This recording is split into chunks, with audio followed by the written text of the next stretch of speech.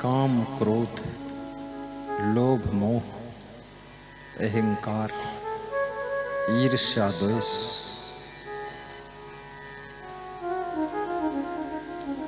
आलस्य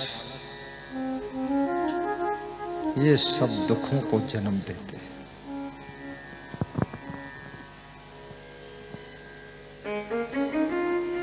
धोबी जिद्दी है, पुजारी बार बार निवेदन कर रहा है। दूसरी बार भी धोबी मानता नहीं, कपड़ा पीट देता है। कपड़े का मैल छींटे उछलकर पुजारी के बदन पर पड़ती है। पुजारी का मन दुखी हो जाता है।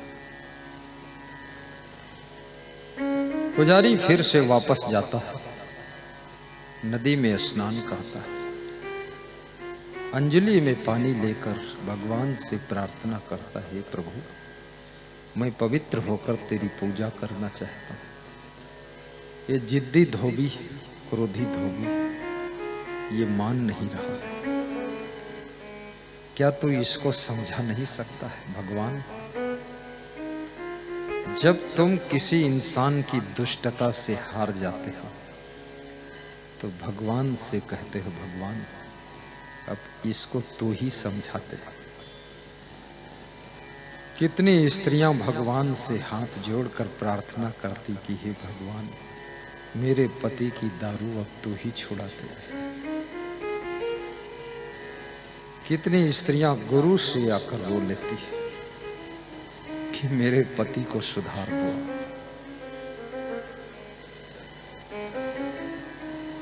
विष्णु भगवान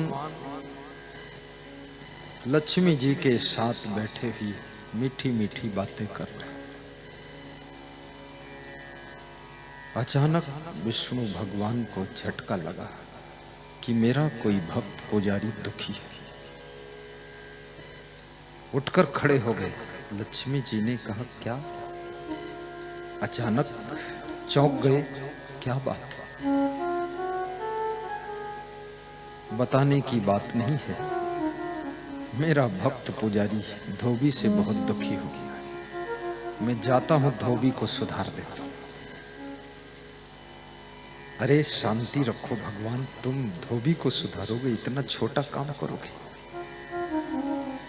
बोले, जो काम इंसान नहीं कर पाता उसे फिर भगवान को ही करना पड़ता। मैं जाता हूं, बाद को मिलूंगा तुमसे। भगवान जोश में चले वहां से। याद रखना, जुल्म जब हद से ज्यादा बढ़ जाता है तब प्रभुवर तेरा अवतार होता है, और तेरे अवतार से भगवान भक्तों का बेड़ा पार होता है। भक्तों का बेड़ा पार होता है। भक्त का दुख भगवान को भी रुला देता है। शिष्य का दुख गुरु को द्रवित कर देता है। संतान का दुख माँ बाप को करुणा से भर देता है। और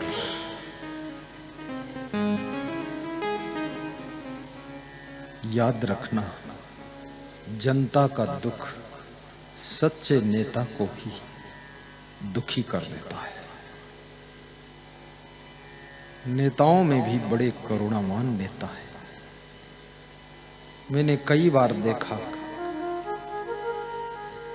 पीएम मोदी को रोते हुए।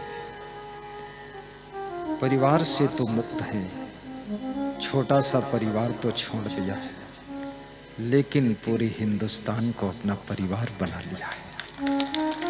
उसके लिए दुखी हो जाते हैं।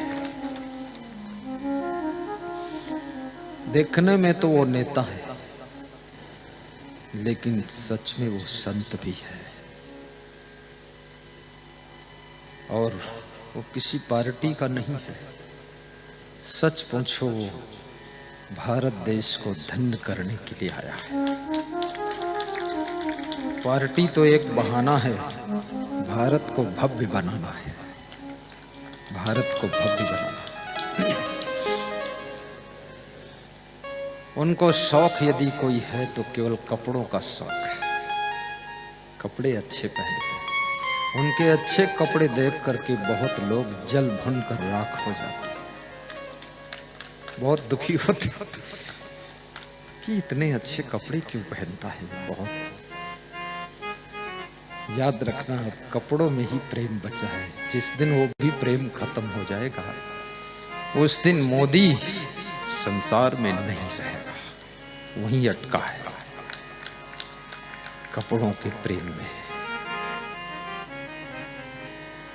विवेकानंद के गुरु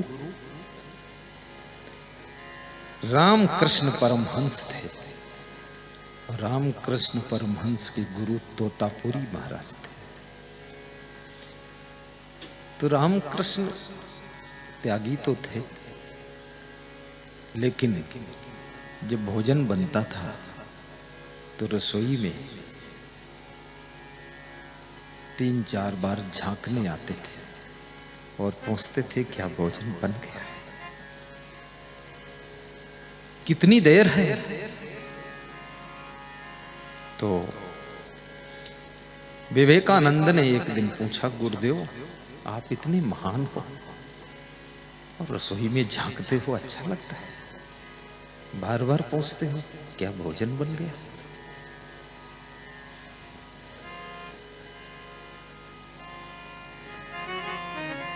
रामकृष्ण परमहंस ने कहा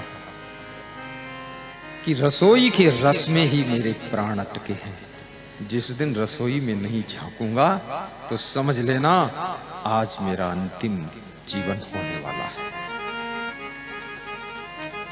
एक दिन वो रसोई में झांकने नहीं आए। विवेकानंद गुरु के कक्ष में गए, गुरुदेव आज रसोई में नहीं आए झांकने, पूछा नहीं। बोले आज मैं जा रहा, अब रसोई का रस भी खत्म हो चुका है, अब दुनिया में कहीं रस नहीं है, अब रस है तो केवल मेरी आत्मा के मोक्ष में रस बचा है, अब मुक्ति चाहिए।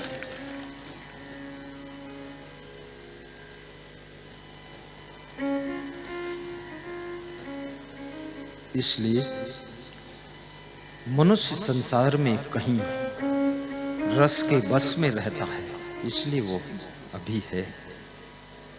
जिस दिन सब रस की तरफ से वो हट जाएगा, उस दिन संसार से उसकी यात्रा आगे शुरू हो जाएगी।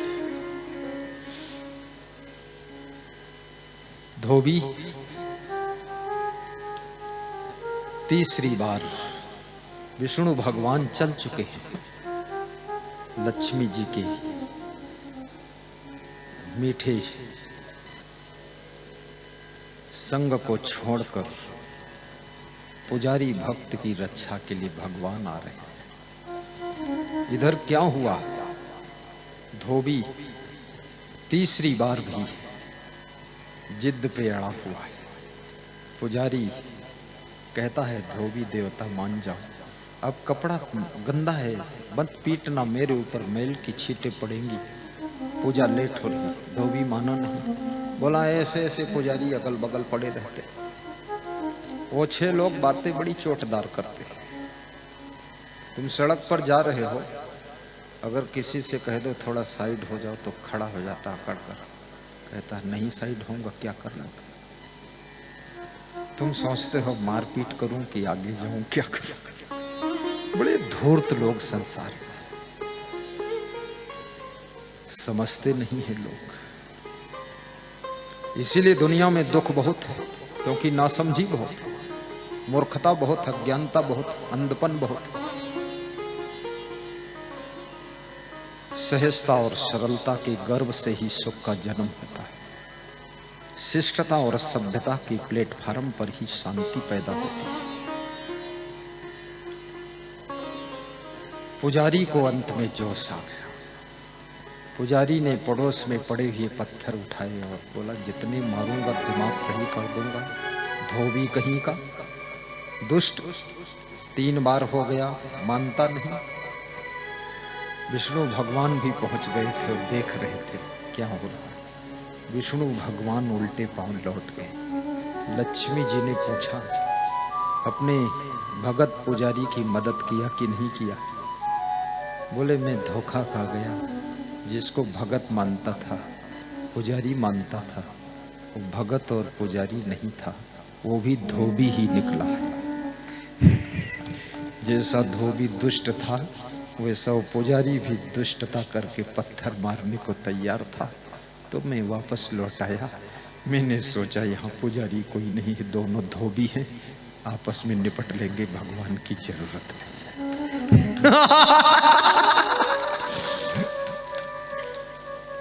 बहुत सहनशीलता की आवश्यकता।